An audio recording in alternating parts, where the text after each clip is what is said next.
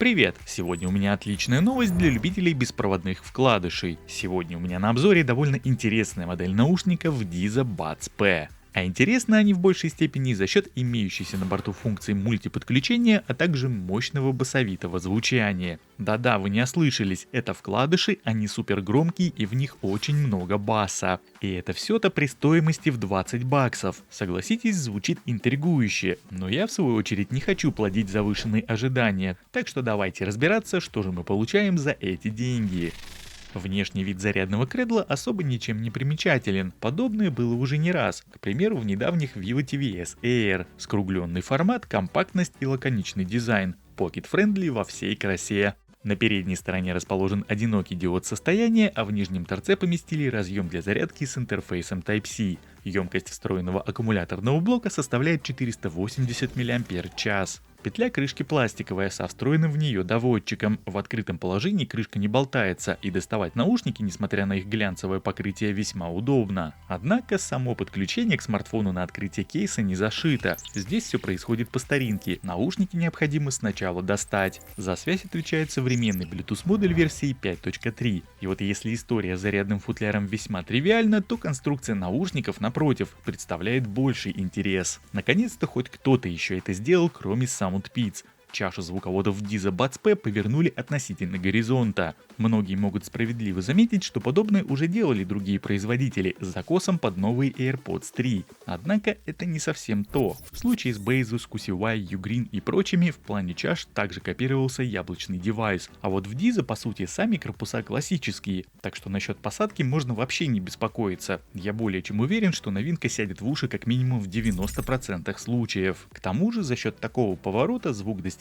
своей цели намного точнее. По большому счету именно это и повлияло на обилие низких частот, но про звук я расскажу чуть позже, а пока закончим с конструктивными особенностями. Из не очень приятных моментов хотелось бы отметить тканевые сетки на звуководах, ведь определенный риск, что они со временем отвалятся, отметать нельзя. Ну и ставший уже привычным в бюджетном сегменте отсутствие датчиков автопаузы также кто-то может посчитать недостатком. Хорошим же решением в силу полностью глянцевой натуры наушников я посчитал выделение сенсорных площадок трехточечной выпуклой разметкой. С таким подходом искать на ощупь область для касаний проще простого, привыкать вообще не придется. Как я уже успел отметить, посадка у наушников отличная, несмотря на гладкое покрытие, из ушей при ходьбе они не выпадают. В принципе, их можно использовать даже для спорта, если очень захочется. Заявлен класс защиты от воды по стандарту IPX4. Для полноценной работы и настройки наушников необходимо скачать фирменную программу Realme Link. Она доступна для Android смартфонов в Google Play Market. Внутри, как обычно, все по-русски, да и самих настроек здесь минимальное количество. В верхней части экрана отображается заряд каждого из наушников, а вот, к сожалению, остатка энергии в кейсе здесь не видно. Да и признаться, световой индикатор на футляре не слишком-то информативен, так что контролировать уровень заряда в чехле весьма проблематично.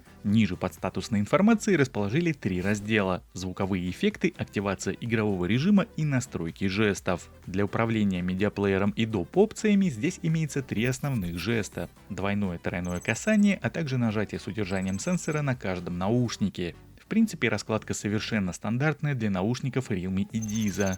Из имеющегося списка можно назначить плей-паузу, переключение треков вперед и назад, активацию игрового режима, вызов голосового ассистента, а также активировать переключение между устройствами. При этом дополнительный жест по удержанию сенсорных областей одновременно на обоих наушниках также обладает всем этим списком для выбора без ограничений. В общем, есть чем поиграться и раскидать функции под себя. Помимо всего прочего, для кого это важно, абсолютно все жесты можно полностью отключить. Жаль только, что не одним рычагом, как в QCY T20, а вручную на каждом действии. Как я уже успел отметить, в настройках предусмотрен и рабочий режим с низкой задержкой для игр. Работает он весьма неплохо, и по моим замерам в популярных шутерах PUBG Mobile и Call of Duty Mobile наушники выдали результат в 160-240 миллисекунд. Играть при таких раскладах вполне комфортно, и на слух отставание звука от картинки практически не слышно. Еще одной интересной и неожиданной функцией в данной модели является Multipoint – работа наушников с 2 устройствами. Он здесь включается по активации жестом, но даже в таком виде имеется далеко не во всех даже более дорогих моделях. Штука очень удобная и желанная многими. Примечательно, что данная опция в промо-материалах производителем вообще не заявлена, а по факту оказалось, что она есть. Как по мне, это очень приятный бонус даже в таком не совсем полноценном формате. Если же говорить непосредственно о звуке, то, как я отметил в самом начале, он здесь необычно басовитый, особенно если учесть, что это вкладыши. Да и вообще басовитый — это еще мягко сказано. И эти вкладыши я могу смело назвать басхедными, как бы странно сейчас это ни прозвучало. За звучание здесь отвечают динамические драйверы по 13 мм каждый, а низких частот при этом сюда завезли больше обычного. Впервые за все время использования приложения, чтобы получить более ровное и сбалансированное звучание, которое лично мне больше по душе, из 3 музыкальных заготовок я включил пресет четкий. Это именно тот самый, что обычно усиливает высокие частоты, и тот, который я почти никогда не использовал в других моделях. 2 же других по нарастающей выдают больше низов,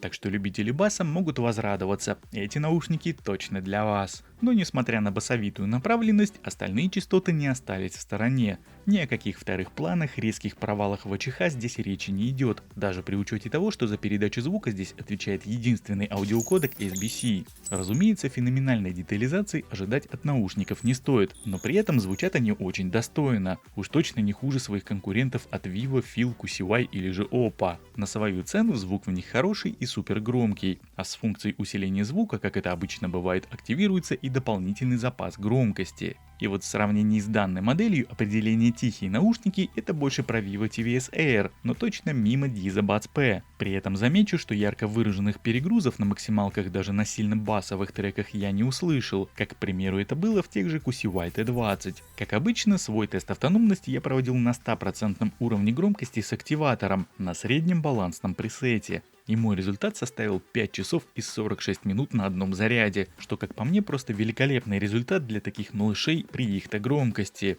При этом в каждом наушнике стоит аккумулятор на 40 мАч, а кейс обладает функцией быстрой зарядки для гарнитуры. 10 минут нахождения наушников в кейсе обеспечит до 4 дополнительных часов проигрывания музыки. Разумеется, все будет зависеть от уровня громкости прослушивания. Ну и вроде бы все самое основное по новинке я на данный момент изложил. Осталось послушать работу встроенных в наушники микрофонов.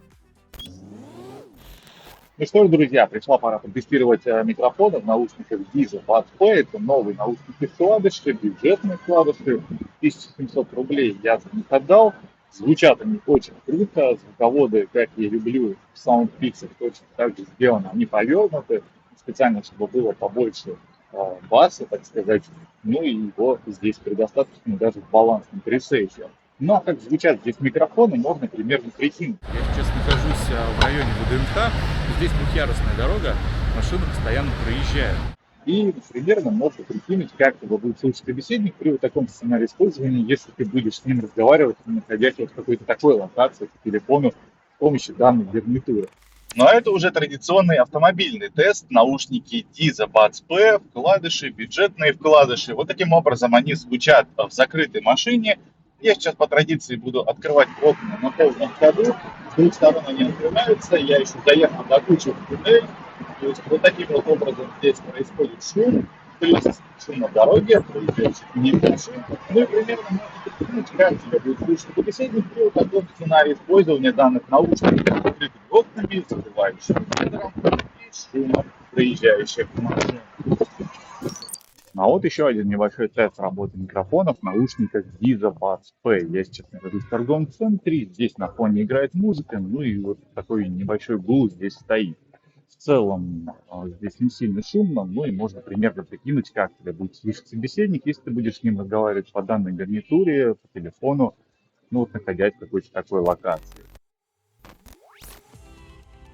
Ну и подводя сегодня некий итог, буду максимально краток. Наушники Deezer Buds P — это отличные вкладыши на каждый день с хорошим басовитым звучанием, рабочим игровым режимом и мультипоинтом за весьма гуманный прайс. Плюсом ко всему и автономность оказалась на высоте. В силу определенных особенностей конструкции они смогут подойти практически всем без исключения. Хотя недовольные, как это часто бывает, найдутся всегда. Просто не надо строить завышенных ожиданий. Все здесь на свои деньги и даже немного больше. Ну и на этой прекрасной ноте я, пожалуй, буду закругляться. Спасибо за просмотр и до встречи в следующих моих видео. Пока-пока.